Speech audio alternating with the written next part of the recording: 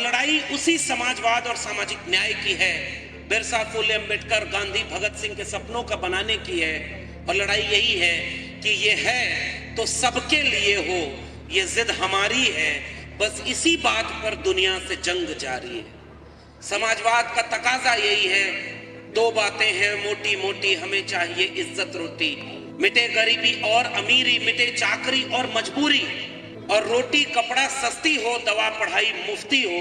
ये जो पूरी विरासत का आंदोलन था कलम और किताब बचाने का, मगर अफसोस ये कहना पड़ रहा है कि आज कलम और किताब पर बंदूक का पहरा है, ताकि कलम वाले हाथों से कलम छीन करके तलवार पकड़ाई जा सके। ऐसे वक्त में हमें नौकरी से निकाला गया, बड़ी बात ये नहीं है। जब बात ऐसे विरासत की हो तो ये चिंता इस बात की नहीं है कि हमारी नौकरी रहेगी या जाएगी, चिंता इस बात की नहीं है कि कल को हम यहाँ पर इस तरह का कार्यक्रम कर पाएंगे या नहीं, चिंता इस बात की है कि भारत का संविधान बचेगा या नहीं, वो विरासत बचेगी या नहीं। क्योंकि आज मुल्क उन लोगों के हाथ में है जो इन सब को तबाह करके सब कुछ एक रंग में रंग देना चाहते हैं। पुराने लोग बहुत काबिल थे और यहाँ तक चले आए, इस कारवां को यहाँ तक पहुँचाया है, मगर अचानक से ऐसा लगता है कि बहुत संकट के बादल मंडरा रहे हैं। किसान अलग मजबूर कर दिया गया, बेरोजगारी देश में 45 साल के सबसे ज्यादा आंकड़े पर है,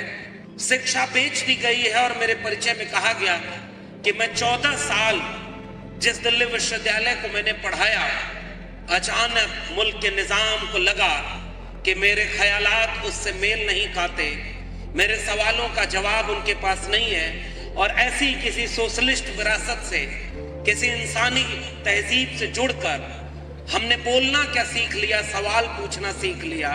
तानाशाह ने हमारी नौकरी छीन ली, मगर जब दाभोलकर, पंसारे को याद करते हैं तो लगता है कि उस वक्त के जुल्म ने जाने कितनों की जिंदगी छीन ली।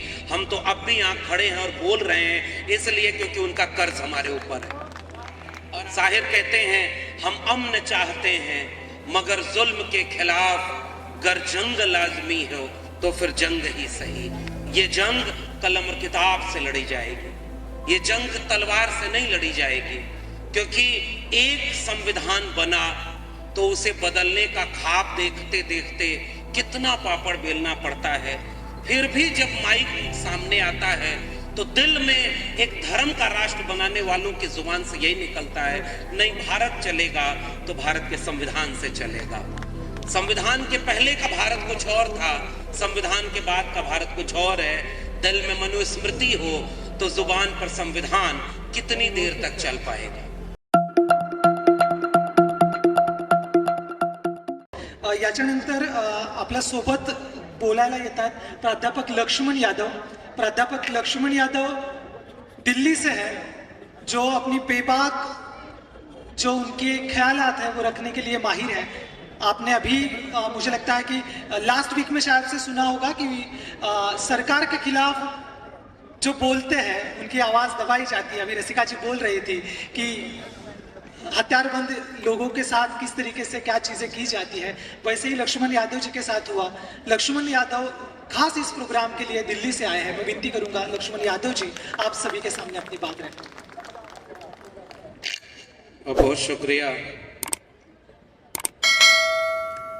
कुछ उसूलों का नशा था, कुछ मुकद्दस ख्वाब थे, हर जमाने में शहादत के यही असबाब थे।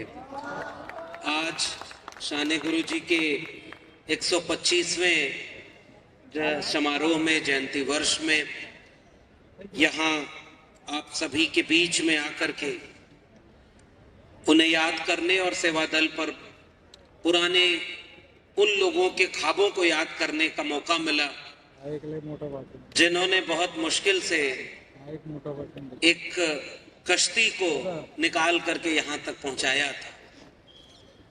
बहुत बुजुर्ग लोग हैं, बहुत सम्मानित लोग हैं।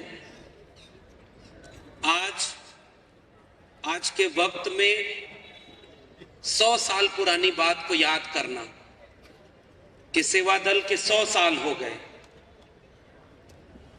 इस 100 साल में बहुत कुछ बदल गया और बहुत तेजी से बदल रहा है।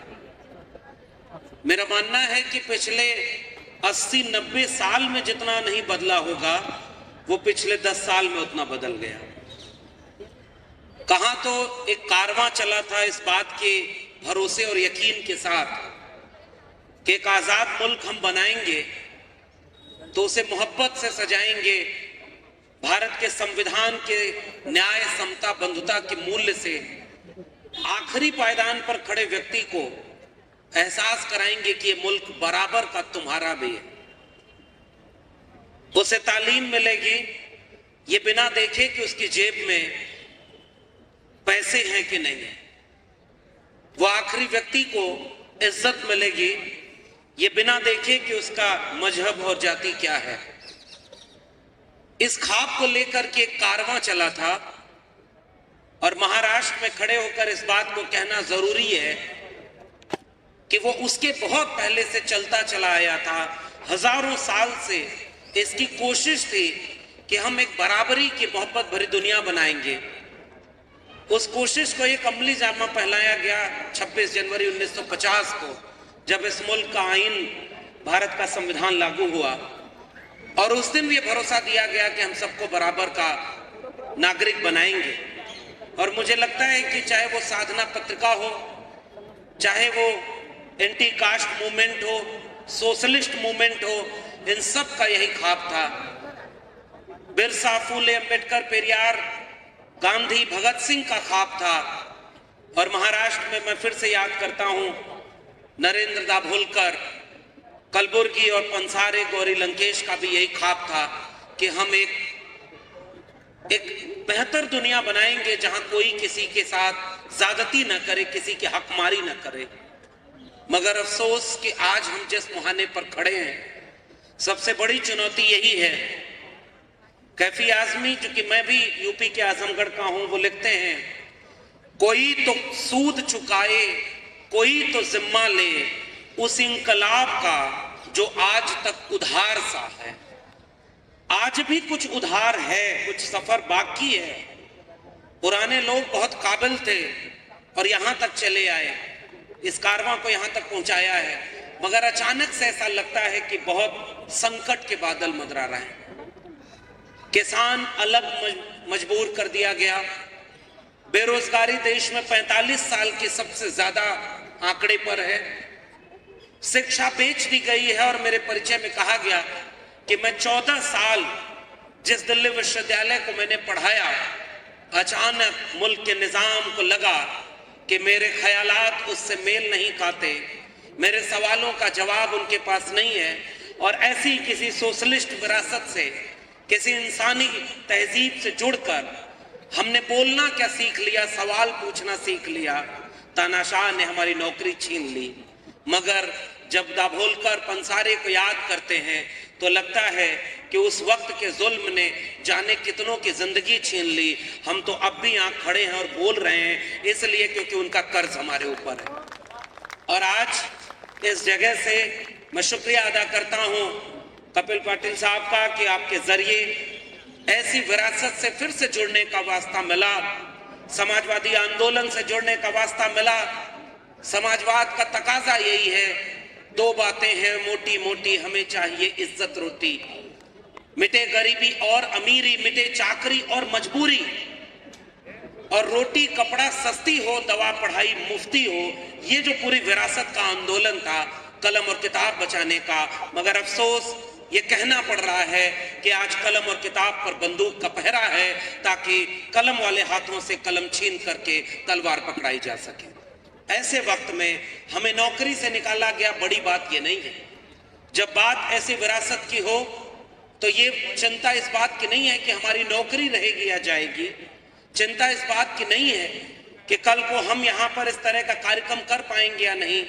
चिंता इस बात की है कि भारत का संविधान बचेगा या नहीं, वो विरासत बचेगी या नहीं। क्योंकि आज मुल्क उन लोगों के हाथ में है जो इन सब को तबाह करके सब कुछ एक रंग में रंग देना चाहते हैं। इसलिए हम साहिर को याद करते हुए क्रांतिकारी गीतों से शुरुआत हो रही थी। उसमें कहा गया, साहिर कहते हैं, हम अमन चाहते हैं मगर जुल्म के खिलाफ गर जंग लाजमी हो तो फिर जंग ही सही। ये जंग कलम और किताब से लड़ी जाएगी, ये जंग तलवार से नहीं लड़ी जाएगी। क्योंकि एक संविधान बना तो उसे बदलने का ख्वाब देखते देखते कितना पापड़ बेलना पड़ता है। फिर भी जब माइक सामने आता है तो दिल में एक धर्म का राष्ट्र बनाने वालों की जुबान से यही निकलता है, नहीं भारत चलेगा तो भारत के संविधान से चलेगा। संविधान के पहले का भारत कुछ और था, संविधान के बाद का भारत कुछ और है। दिल में मनुस्मृति हो तो जुबान पर संविधान कितनी देर तक चल पाएगा? ये तब तक चल पाएगा जब तक चाहे साने गुरुजी जैसे लोग रहे हों, जिन्होंने किताब निकाली, पत्रिका निकाली और संघर्ष किया और एक विरासत महाराष्ट्र में खड़े हैं। तो ज्योतिबा फूले, सावित्रीबाई फूले ने स्कूल कॉलेज खोलने के लिए क्या कुछ अपमान नहीं झेला, कितना संघर्ष किया। अंबेडकर साहब ने कितना संघर्ष किया, लोहिया ने कितना संघर्ष किया, और उन सब के बाद ये विरासत यहाँ तक पहुंची। मगर आज हम देख रहे हैं कि मेरी नौकरी जाने से बड़ा सवाल ये है जो हमने सवाल किया कि आपने किसानी के सुधारने के नाम पर किसानों को जमीन बेच दी, अब वो पूंजीपतियों के हाथ में चली जाएगी। मजदूरों को ट्रेड यूनियन बनाने से आपने बंद कर दिया और अब शिक्षा बेच दी है। जिसके जेब में पैसा है उसको डिग्री अच्छी मिलेगी, बाकी जो खरीद सकता है वो शिक्षा खरीदेगा। बाकी लोगों के लिए, 80 करोड़ लोगों के लिए जिले इलाही ने 5 साल तक 5 किलो अनाज फ्री देने की घोषणा कर दी है। इस वक्त में हम खतरे के मुहाने पर खड़े हैं और आखिर में चूंकि और बहुत सारे लोग बोलने वाले हैं, मैं यहाँ इस मंच पर खड़े होकर उस एक विरासत से आंख में आंख मिलाकर कहना चाहता हूँ जिस मंच पर गांधी और अंबेडकर की तस्वीर लगी। गांधी से अंबेडकर बहुत जगह पर असहमत थे, अंबेडकर से गांधी कई जगह पर सवाल पूछते थे। डॉक्टर राम मनोहर लोहिया और डॉक्टर अंबेडकर सारी बातें एक जैसी नहीं मानते थे, मगर एक वक्त था जब सब मिलकर के एक खूबसूरत हिंदुस्तान बनाना चाहते थे। मुझे लगता है कि आज की जरूरत इस बात की है कि न्यूनतम सहमति पर अधिकतम एका बनाई जाए। अगर हम में 10 में से 4 बातें भी सहमत होते हैं कि सबको बराबरी का हक मिले, न्याय, समता, बंधुता मिले, सबको शिक्षा, सबको रोजगार मिले, सब मिलजुल कर मोहब्बत और प्यार से रहें, इतना काफी है कि हम सब अपने बाकी दूरियों को मिटाकर इन्हीं न्यूनतम सहमतियों पर आइए एक बड़ी एका बना लें। जो लोग इस मुल्क को बर्बाद करना चाहते हैं, आज भी वो 31-32% से ज्यादा नहीं है। 70% मुल्क के लोग आज भी इस मुल्क को खूबसूरत बनाना चाहते हैं।